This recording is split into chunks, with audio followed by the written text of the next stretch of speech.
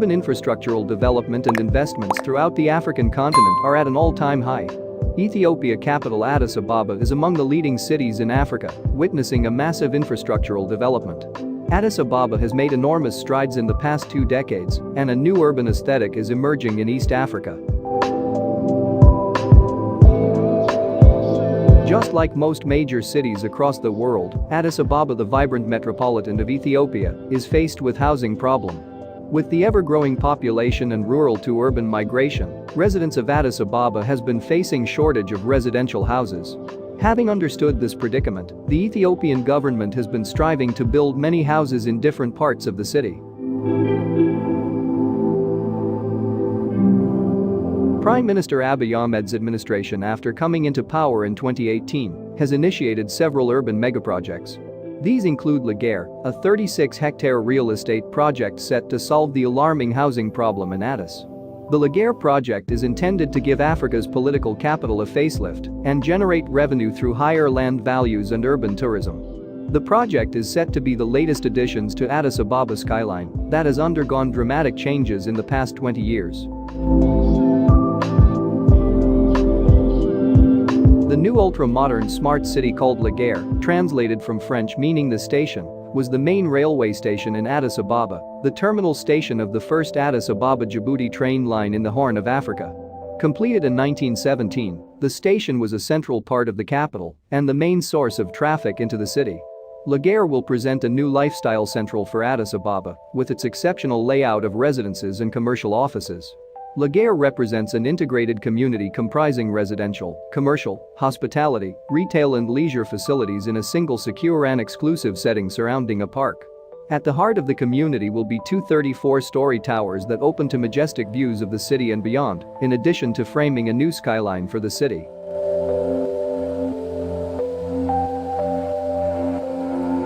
The project is the largest mixed-use project in Ethiopia, with over 4,000 residences, expected to occupy 360,000 square meters and create job opportunities for over 25,000 Ethiopians. The development is in proximity to the Addis Bole International Airport, with a rail line running along its northern edge. The project, which was inaugurated in 2018 by the Ethiopian government, is being undertaken in collaboration with Eagle Hills, a private real estate company of Abu Dhabi, at an estimate cost of about $1.5 billion. The government of Ethiopia, in partnership with Eagle Hills, also aims to develop a social housing component within the masterplan, where residential units will be built to permanently accommodate the existing residents currently living in the project site. Earlier this year, the Abu Dhabi developer Eagle Hills launched a sales campaign for the first residential tower of Lagare. According to online sources, over 1,200 potential buyers were introduced to the first phase of the project, termed One Lagare, a 21-story apartment block with 87 units, at a 3-day event at the Hyatt Regency in the Ethiopian capital. Attractions of the launched One Lagare include 24-hour security, resident parking and a luxurious lobby. The chief executive of Eagle Hills, Lo Ping, disclosed that Lagare is set to become the beating heart of Addis Ababa, delivering major benefits to local communities and the economy. According to the CEO, the launch of One Lagare represents a major step towards the realization of this vision. Also, in addition to creating a brand new skyline and modern city center in Addis Ababa, Lagare is set to contribute to the local market by creating jobs, further bolstering market sentiment and energizing the economy. Although the first phase of the project is being criticized by some residents, citing outrageous prices, which are not within the budget of low-income citizen, there's no doubt that when the project is successfully completed, it will be a sign that Addis Ababa can sustain a commercial property market, which will in turn stimulate its design and finance sector and attract more foreign investment.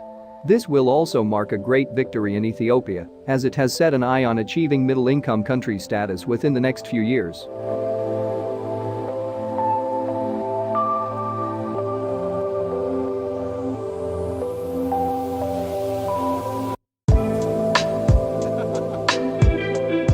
If you enjoyed this video and would like to get more from a definitive information about trends and mega constructions projects in Africa, subscribe to the New Africa channel so you don't miss out on any of our future videos.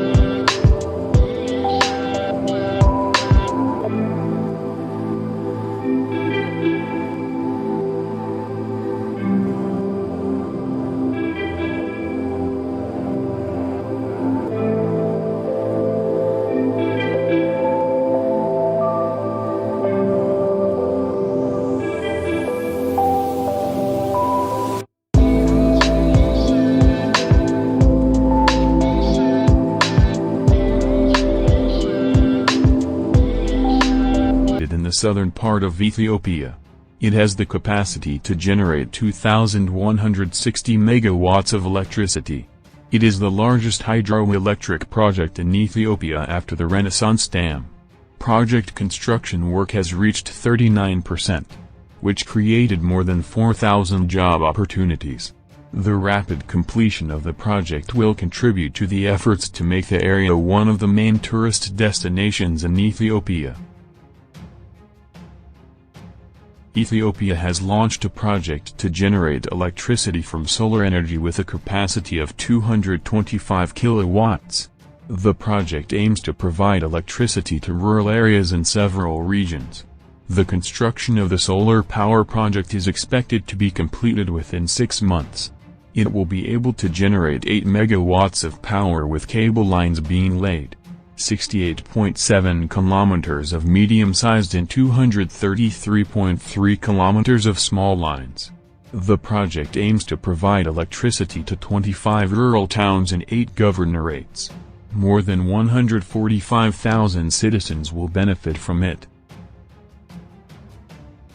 The Renaissance Dam is located on the Nile River and is 145 meters high.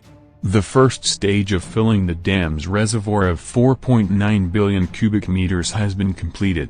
This allows testing of the first 2 turbines in the dam. It is an important step in terms of electricity generation.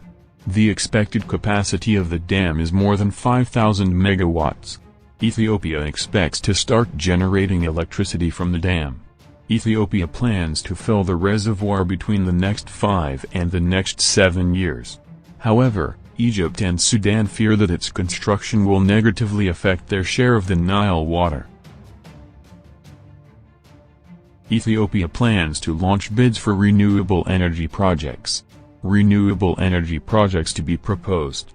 It includes 6 mega projects to generate solar energy. Studies have been conducted for all solar energy projects. There are 3 ways to present it to local and global companies for implementation.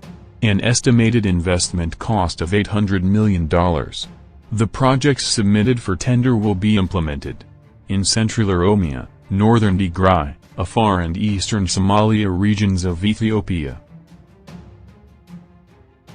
The Aisha Wind Power Project is located in the eastern region of Somalia. It is 700 kilometers from the capital, Addis Ababa. China's Dongfang International is implementing the Aisha Wind Power Project in the east of the country. After its completion, its production capacity will be through 48 wind turbines, with a total capacity of about 2.5 megawatts each, with the aim of generating a total capacity of 120 megawatts at an average of 436 gigawatts per year. The total cost is $257.3 million. The Ethiopian government covers 15% of its total cost. The remaining 85% is covered by a low-interest loan. Ethiopia plans to increase its current electricity generation capacity from 4,400 megawatts to 17,300 megawatts by 2025. The UAE signed a deal with Ethiopia, with the aim of developing an infrastructure for a road network to link Addis Ababa with the port of Berbera in Somalia. The 2 parties will establish a logistics company for joint operations, including dry ports, silos, warehouses, container yards, cold stores and cold chain. Ethiopia aims to diversify port access facilities and services, to improve access to the trade corridor. The use of the Berbera corridor will certainly have the potential to make Ethiopia a leader in logistical operations. The value of this project is estimated at $1 billion. Ethiopia has completed the first phase of the highway project between Addis Ababa and Mombasa. It extends from Muju city to Maki and Batu in the Oromia region. This path will lead to an increase in the flow of tourism and the strengthening of industrial complexes. This project is part of the Horn of Africa network. It is expected to contribute significantly to Ethiopia's economic relations with the region. The cost of the first phase of the project amounted to about $150 million. The second stage is the remaining 110 kilometers at a cost of $200 million. The construction of the road will play an important role in expanding the export and import activities of Ethiopia. The mega project will be built on an area of 36,000 square meters, at a cost of 50 billion birr. This project includes 3 hotels and 4,000 apartments, and an administrative building, a group of residential towers, modern malls, gardens, recreational places and shops. This project will create many job opportunities amounting to 25,000 jobs. The project takes 7 years, including 3 years to complete the first phase. Ethiopia announced the launch of a new dam construction project, with the aim of developing and redamming the city of Jidda. The dam is 80 meters high and 1.3 kilometers long. It has a capacity of 1.3 billion cubic meters of water. When complete, redam is expected to develop after 3 years.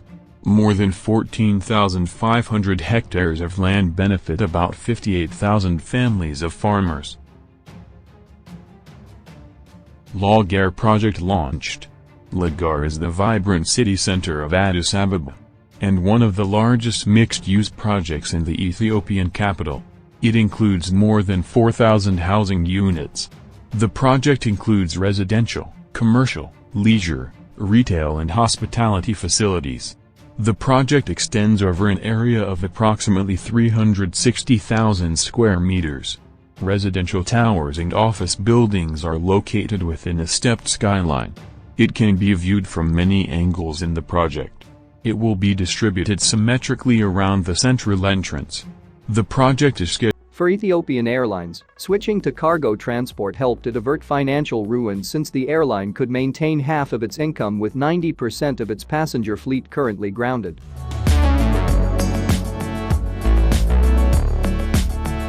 According to reports, Ethiopian Airlines grew significantly in its cargo market presence during the pandemic, with more than 70 cargo destinations now being served in comparison to the 10 destinations it served at the beginning of 2020. The airline has become a key transporter of medical essentials in Africa, and cargo demand might just be what enables it to offset the losses in passenger revenue.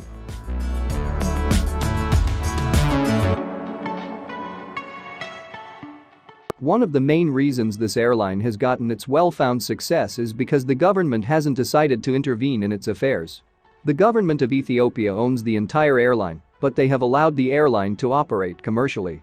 This means they've been giving their services to customers without any governmental regulations or fee that could hinder their growth, even during times of significant turmoil and domestic hardship. This kind of system has led the airline to progress without any government involvement.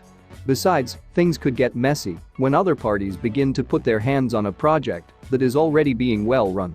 For this reason, the decision made by the Ethiopian government has led to them receiving praise outside the country for running such a well-managed airline. The management at the airline has been nothing short of exceptional over the years. While many African state-owned airlines were and remain poorly run, with staff hiring often become subject to nepotism and business decisions being made on political grounds, Ethiopian Airlines managed to block out all this noise. They remained a professionally run and impressively managed institution. The Christian Science Monitor in 1988 called it a capitalist success in Marxist Ethiopia.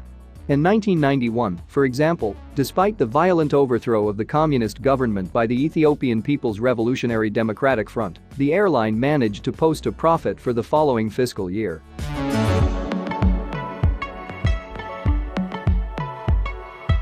Additionally, the airline managed to work efficiently, producing great returns in the fiscal year despite disruptions caused by the Eritrean-Ethiopian War. Even after going through such national issues and obstacles, Ethiopian Airlines remained firm as ever. They didn't lose their focus, and they are now reaping the rewards for their patience and hard work.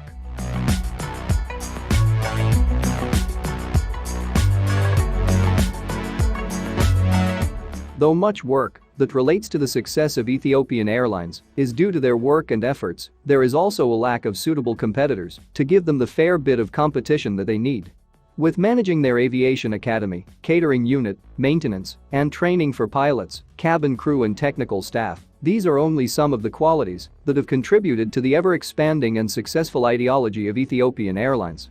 There are other airlines in the region such as Egyptair, Air Côte d'Ivoire, Rwandair among others. However, they're currently not at a level where they could deliver like Ethiopian Airlines. Ethiopian Airlines, on their part, have a strict approach to keeping out competitors. Their level of customer satisfaction is the highest, which is why no other airline can break into their market.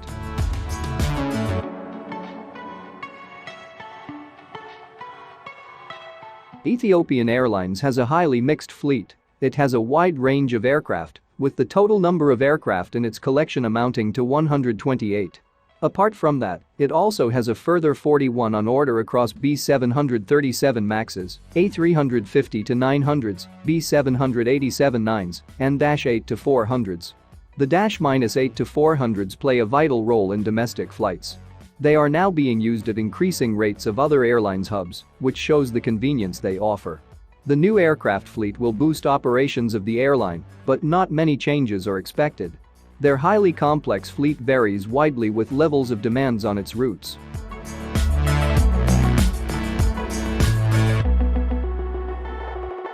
Ethiopian Airlines is a highly coordinated hub carrier that uses its position in the region to target growing and increasing markets.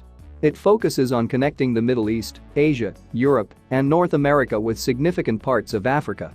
For this reason, it has 2 natural waves of international flights per day, having the broadly different direction of flights. With the rate at which Ethiopian Airline growing, it would not take long to be listed among the best airlines in the world, and not just in Africa. They have come this far through many strategic planning and management of the airline. Let us see how far this great airline will fly in the coming years. Have you ever flown with Ethiopian Airlines during its 75-year history?